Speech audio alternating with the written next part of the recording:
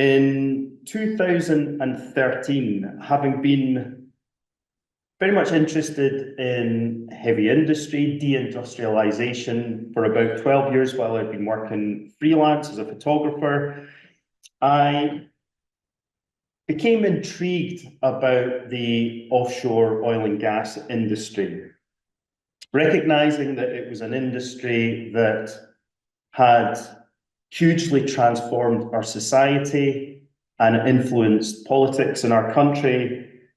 I recognized it as being something that was firmly kind of fixed in most people's imaginations because it existed. The source of it certainly existed beyond our physical horizons.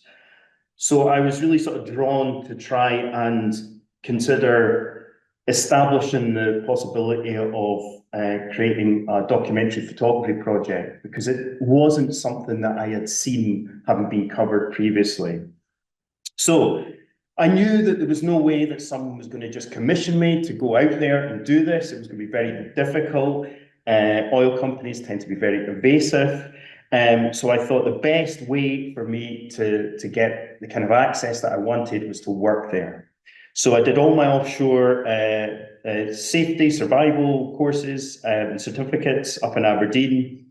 And after about 8 months, I managed to secure a core crew position on a drilling rig in the central North Sea on an installation that looked very much like this. So it was a drilling rig that I worked on. So I managed to get a core crew position, 3 weeks on, 3 weeks off as a steward.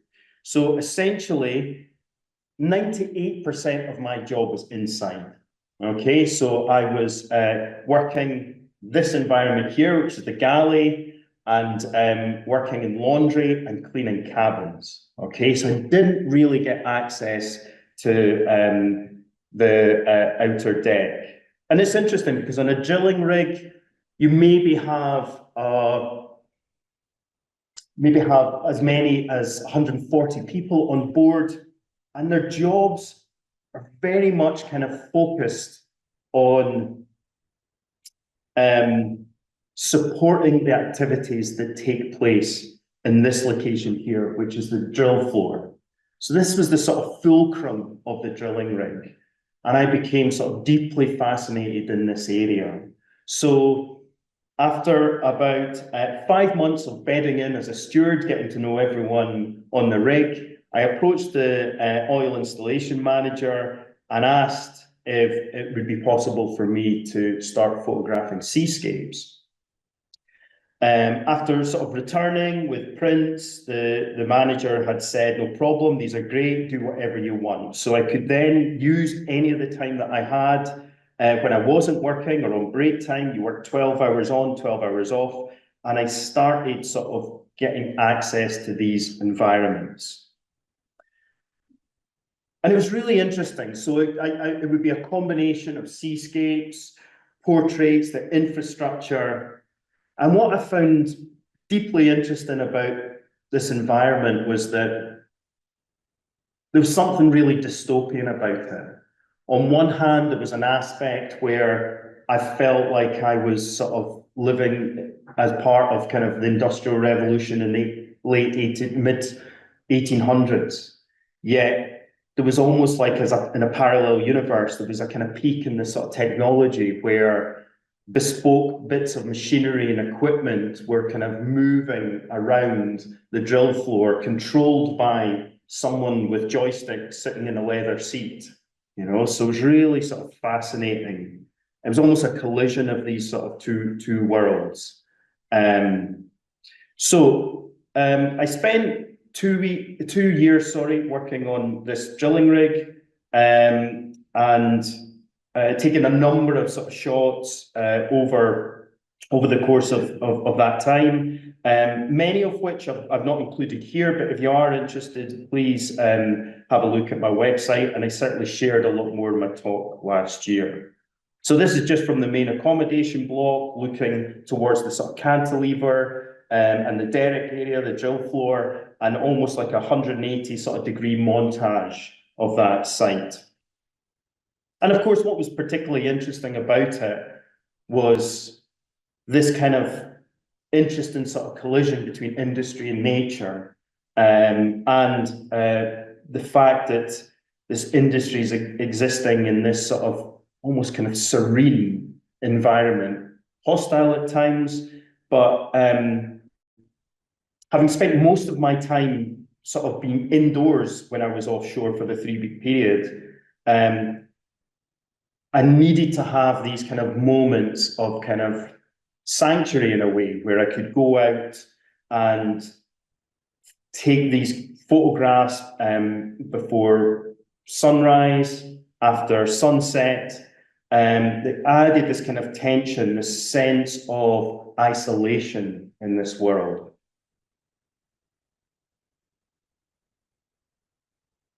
So again, just a series of portraits of the people that I photographed while I was there.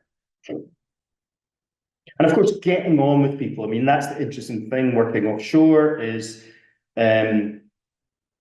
everyone's in a position where they want to make the trip as enjoyable as they possibly can, okay? So people that you might not necessarily be friends with when you're onshore, offshore is very different. Everyone wants to get through their 3-week trip, you know, and if they can, as quickly as possible, and if they can enjoy the experience, get on with people, then so be it. And from my point of view, because I wanted to photograph people there, there was an extra incentive for me to make sure that I was kind of available, befriending a lot of the people there. This is just a photograph of the deck crew in the tea shack. So after 2 years, the drilling rig that was on the contract came to an end, and most of the crew were made redundant. Fortunately, I managed to move from a permanent position to ad hoc, which meant that I could just move around different installations across the Scottish sector of the North Sea. And this was at the point I became deeply, deeply fascinated with trying to sort of map out where all the different sort of installations are across the sector. So, so you can see here, I've got the green lines represent my trips from about 2018 to January this year, when I went out on the platform supply vessels. The light brown lines are helicopter flights that I took, and these are all the different installations across the Scottish sector. There will be, I should do a bit of a plug here, because this map will be an insert in my new photo book, which will be coming out in the next couple of months. So this will be available in more details about this. So after a year of working ad hoc across the sector, I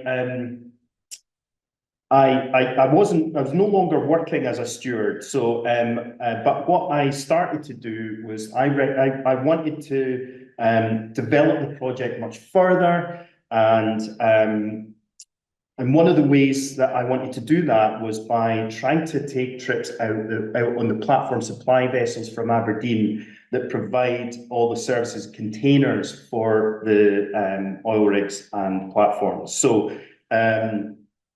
I wanted the opportunity to photograph these installations from a different perspective. So, and that was one of the sort of benefits. So again, having made the contacts while I was offshore, I started to do that around about Easter time 2018. And I've got a little video vignettes that just to give you a kind of sense of what it's like from the perspective of the supply vessels. There's a bit of music attached to this.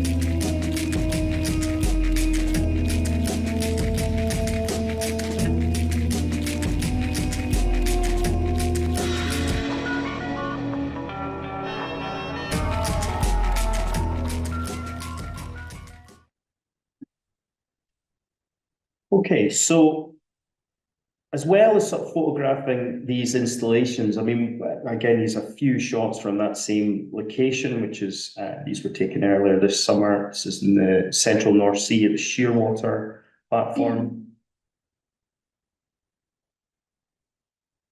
So by doing that, by traveling out in the platform supply vessels, it just allowed me to be able to sort of produce images that provided a sense of the scale of the infrastructure out there. And one of the things that was interesting on the supply vessels, it was quite a sort of meditative sort of time when I go out there. I tend to spend most of my time on the bridge, so you're just sort of surrounded by this kind of view of the sea, and it's quite sort of hypnotic. It's quite an enjoyable sort of experience, despite the weather, which can be quite choppy at times. One of a lot of the supply vessels, they have jigsaws on the walls. So again, it's a sort of representation of the sort of passing of time. I think often the sort of captains like to sort of make jigsaws that they end up sort of framing on the walls. So because so much time is just sort of spent sort of traveling from installation to installation. So what was interesting as well is that with it being part of the supply chain, I was interested in photographing the people who are working on the platform supply vessels as well. And one of the things that is of interest to me is that as we're sort of trying to kind of move away from a reliance on fossil fuel production to one of renewables, I'm very interested in what that entails for people who work in the industry, and about the opportunities that are made available for people to move from an industry that's absolutely heavily dependent on the need for a lot of people, to one that maybe there isn't such a demand for as extensive a workforce. So I'm always interested in looking at sort of the portraiture aspect with a view to seeing how that it does impact on people moving forward and their ability to be able to transition from one part of the energy industry to another. This is Nolly in his immersion suit after a drill.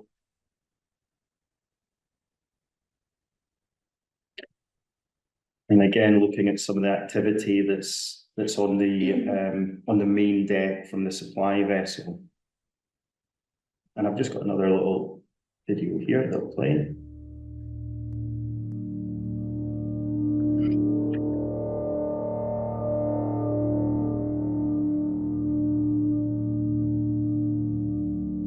You will now please cross to a chair. And you will sit down. Make yourself comfortable. And be sure to place each one of your hands on the box on either side of the chair. Making sure that each one of your fingers is in one of the white rectangles. Just sit back. Nothing is required of you except to observe visual materials that are presented to you. Be sure to keep your fingers on the box at all times. All right?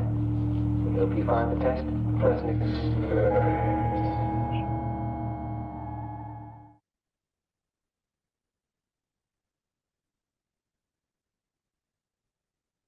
So again, one of the key aspects to going out in the supply vessel, as I mentioned, was to try and sort of document as many of the remaining drilling rigs and production platforms across the Scottish sector. And it's difficult because, while I have had some fantastic support from a number of the operators, other operators have been less inclined to be supportive. And what I have found as well is that operators that may have been more supportive before COVID, before lockdown, have been less supportive post-lockdown.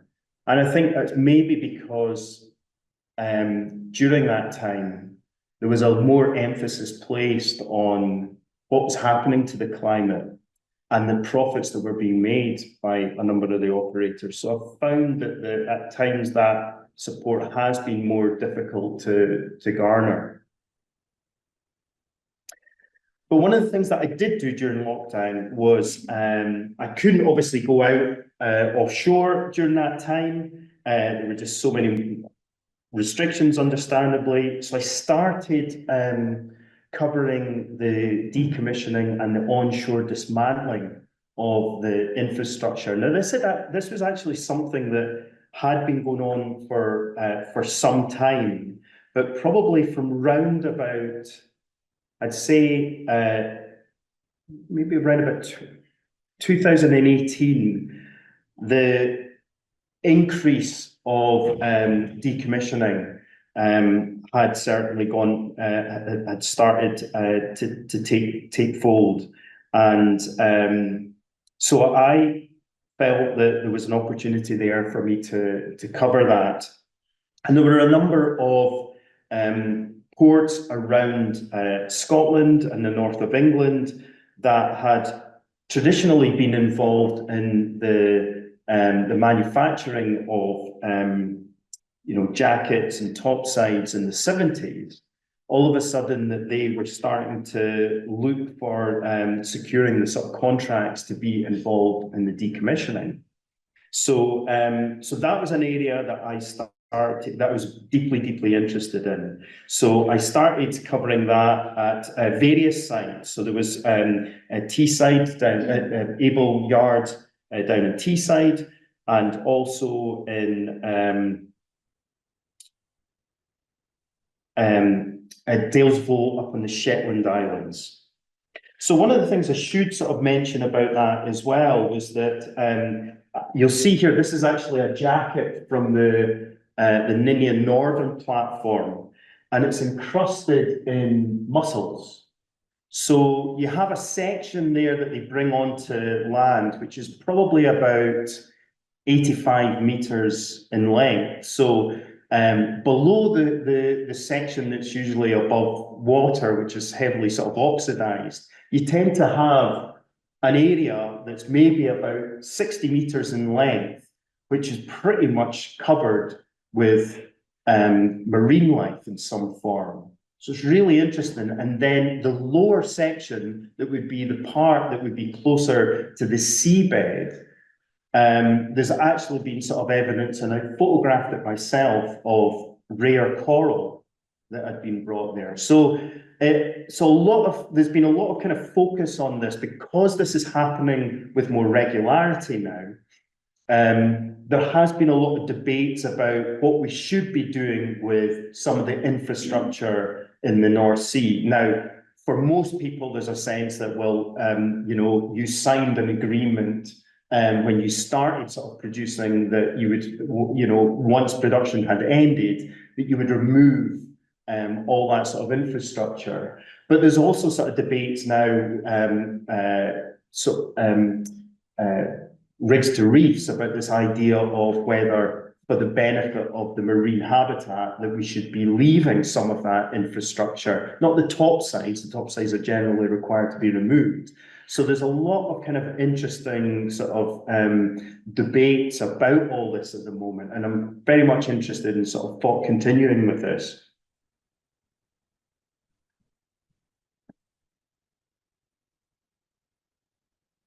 So this is the Brent Alpha platform. So this is, I sort of covered this, the sort of gradual demolition of this over the period of about 2 years. And what was interesting down in Able Yard here, as you'll notice, that a lot of these yards, while carrying out this decommissioning work of oil and gas infrastructure, you started to see some of the turbine towers for offshore wind. So it's quite interesting, that sort of juxtaposition between the old and the new parts of the energy industry. This is the Ninian Northern topside that they brought in first. This is up at Dalesville. So of course, what I found particularly interesting as well was how, photographing this infrastructure sort of almost kind of reshaped our sort of view of the landscape as well.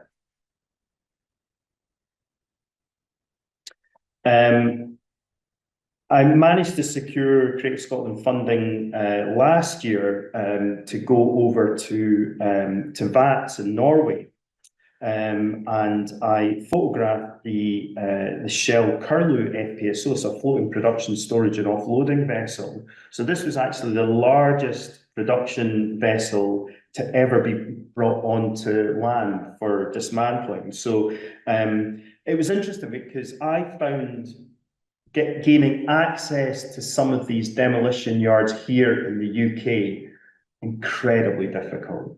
Incredibly difficult.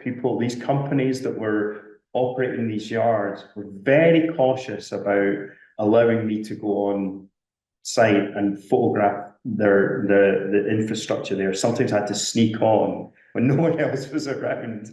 But yeah, I managed to get permission to go over to Norway to do. I mean, it's kind of ridiculous. I had to go over to Norway to get like access to a yard where they were doing demolition work. So anyway, so I went over, I think about half a dozen times over the course of a year and a half, which was really interesting. And I've got sort of more, there were certain sort of perspectives that I kind of took a series of shots over the course of that time. So I'll just share a few of them with you here. Clearly different times of year, different stages of demolition. And they're much more, I do have a number of shots that are much more sort of close up, but I've kind of, they're contained in my new book. So it's an encouragement for everyone to order that. Slightly different perspective there. And I've got a couple of little videos. So this is from earlier this year when I went over. It was snowing, -10 degrees, but it just made for just great opportunities photographically.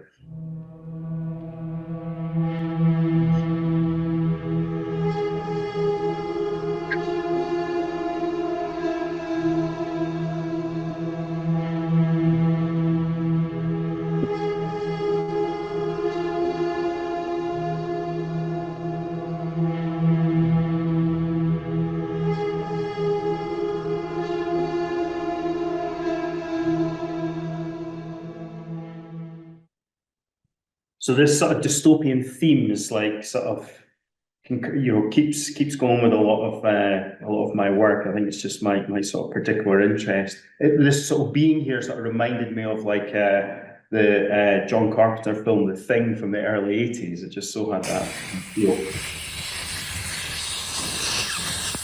Post-apocalyptic.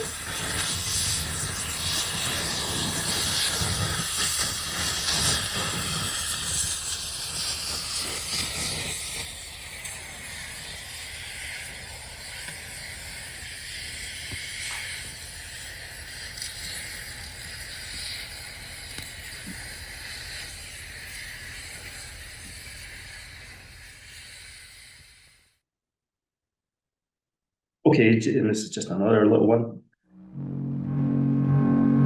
As you can tell, I love doing these sort of little vignettes when I'm at these places.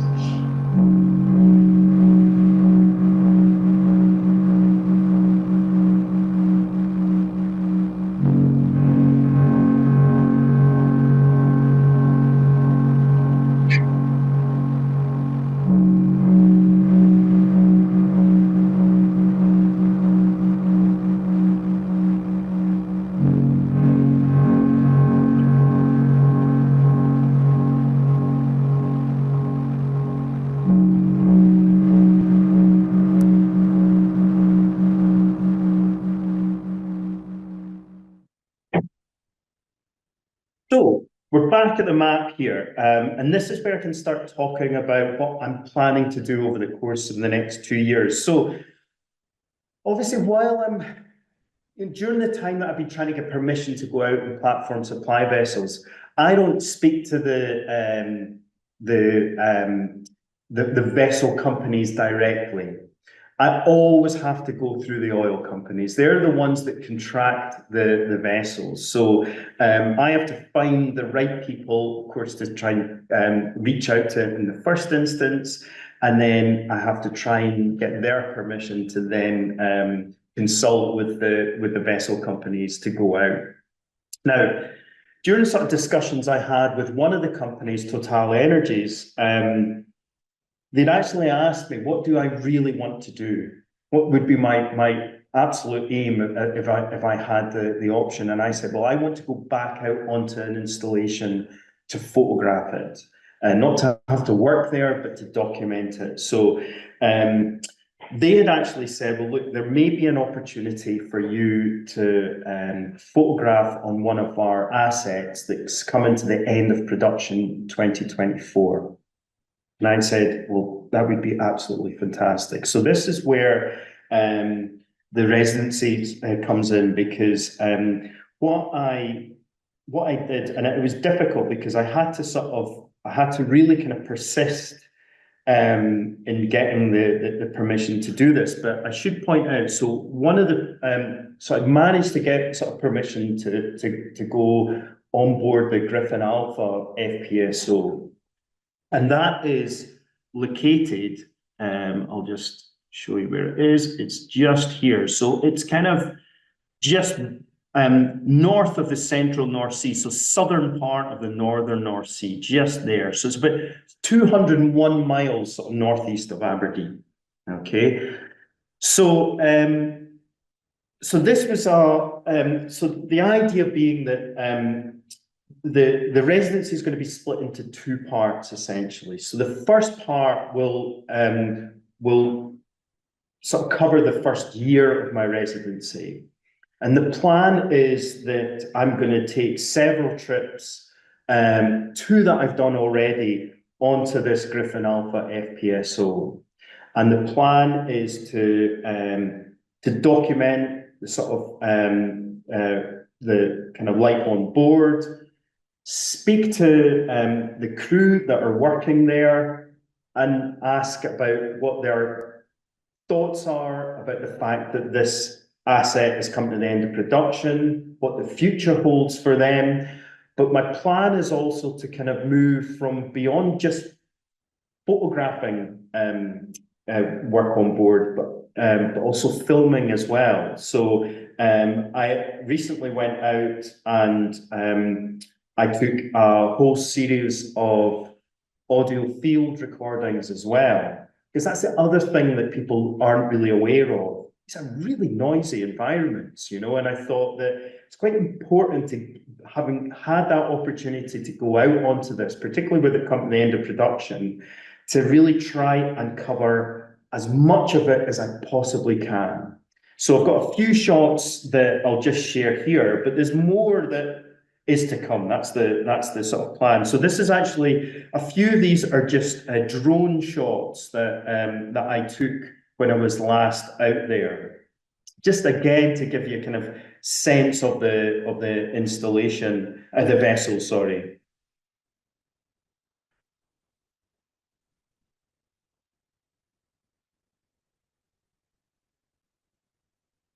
Now, what's interesting is there is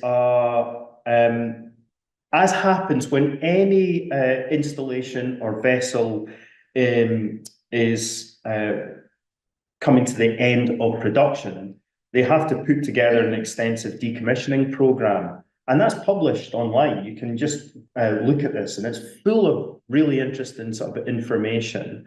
So this is just one of the graphics that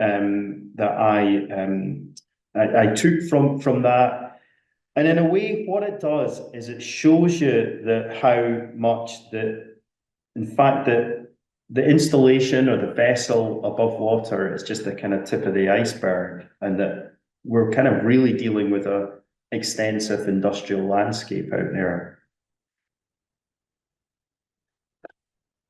Now, I should say, so I was really delighted to get the opportunity to go back onto this, because when I was working ad hoc for a year, I actually took I managed to get a 3-week trip on this vessel. Now, as you can see, it's not like your typical, what you'd imagine to be like, you know, an oil rig, because it's more, it is a production vessel. But it moves. It's anchored down to the seabed, but it does move. And when the weather is wild, it does. There's quite a bit of movement. And actually, interestingly, the first night that I was there for 3 weeks. The first night I was working in the galley, night shift for the whole 3 weeks, and I was really sick all night. It was absolutely dreadful all night, my first night.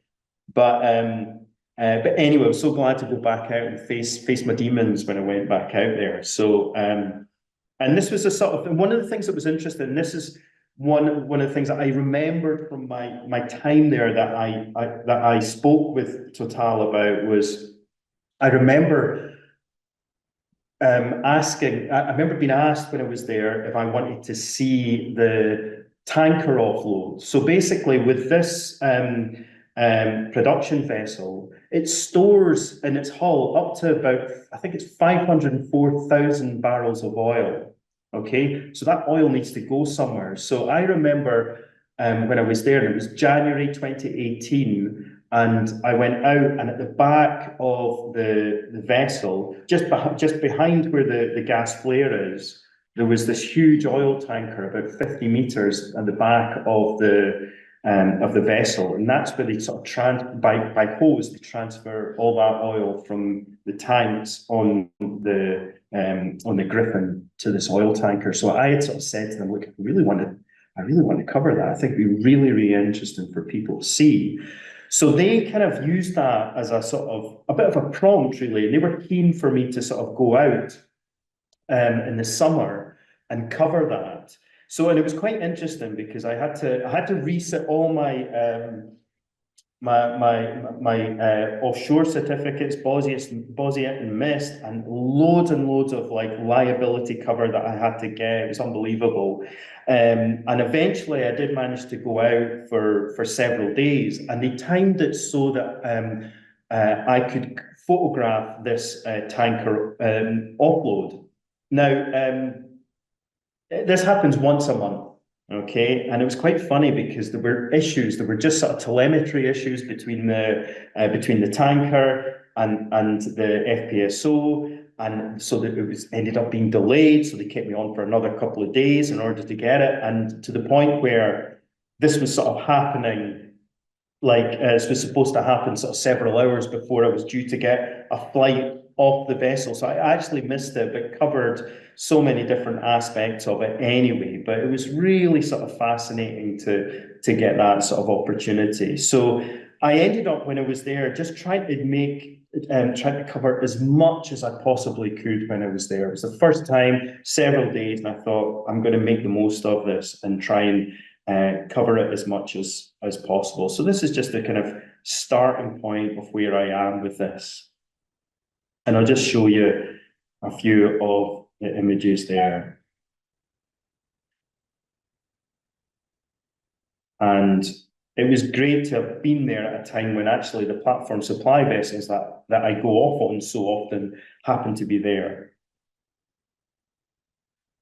And helicopter operations as well, covering that. And again, I'll have more of this work to sort of share in the months ahead. Down in the engine room. And that's the great thing, is that, the two occasions that I've been out, I'm almost just, again, left to my own devices. I'm sort of I take a radio out with me, keep in touch with the control room, and I can just sort of move around the whole vessel, just, documenting whatever I can. Now, interestingly, one of the things, and again, this sort of feeds back into what I was sort of discussing about sort of marine habitats. I noticed, one of the things that I noticed straight away when I was out in October was the bird life. I mean, it was incredible. There were hundreds of seagulls that they had actually said, because I asked about it, and they said that this happens over the winter months every single year, because I noticed very little bird life when I was out there in July, and they said that it's they're actually there as a, you know, and they use the vessel as a bit of a sanctuary as part of their kind of migratory routes, which is really, really interesting. And I was absolutely convinced when I was there that I saw peregrine falcon that was there on the vessel as well. It's not uncommon to hear about owls, you know, people seeing owls on oil rigs. So again, there's part of that aspect that I'm really, really interested in. One of the things I sort of want to put a call out to people as part of this is that I'm really, really keen to collaborate with anyone that is involved in sort of research to do with what happens in terms of you know, what happens to, you know, the seabed once decommissioning takes place of fossil fuel infrastructure, how the geologies may be impacted, and wells that that are plugged and abandoned, and also just the habitats, marine wildlife habitats. So anyone, this is really sort of call out to anyone that is either tuned in today or might get an opportunity to see this. I'm very, very keen as part of my residency to collaborate with people that are studying this. So again, a few more sort of shots of the infrastructure. And as you can see, I mean, this is the Griffin's been out there since October 1993. So I think it was the first FPSO to be operational in the North Sea, and it is, I think it's the longest serving FPSO in Europe. So interesting. So it's obviously taken a bit of battering as well, as you can imagine. Morven, who was the offshore chemist there, and there is an oil sample. So again, there's a lot of work that I'm sort of planning to do, a lot of work that I have done, and I'm sort of excited to continue with that. So, so of course, the plan is that with the Griffin coming to the end of production end of this year, it looks like it's going to be towed to Denmark in the second quarter of next year, where it will be demolished. So my plan is to cover this end of production and then to also cover the time when it is being dismantled. Now, interestingly, there's quite a lot of activity in Denmark to do with the sort of manufacturing, fabrication of offshore wind. So what I'm planning to do is the second half of my residency is cover that aspect, cover offshore wind. And I'm hoping that there'll be opportunities where I can travel over there, cover some of the decommissioning work, and at the same time go over to sites where they're doing some of the offshore wind manufacturing as well. One of the sites, again, that I've been sort of revisiting just in recent months is Able Yard in Teesside, where they're in the process of dismantling the final Brent platform. So this is the Brent Charlie. There's 4 platforms, 3 of which have already been dismantled there, and this is the final one. So again, I'm sort of trying to get access to the site to photograph that. It's a really interesting environment there because it's a huge yard, and it neighbours this wildlife reserve as well, which, you know, again provides quite an interesting sort of juxtaposition.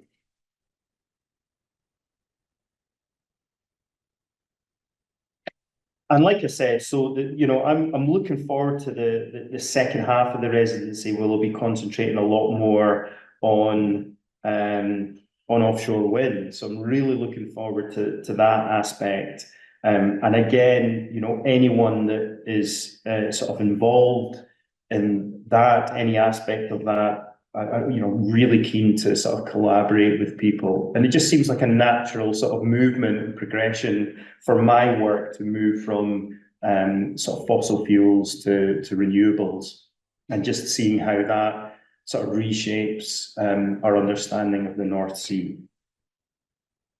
And this is just I mean, that was actually the Beatrice wind farm, and that's the Beatrice Bravo platform that's there. And this shot is of offshore wind jackets, and this is up in Cromarty.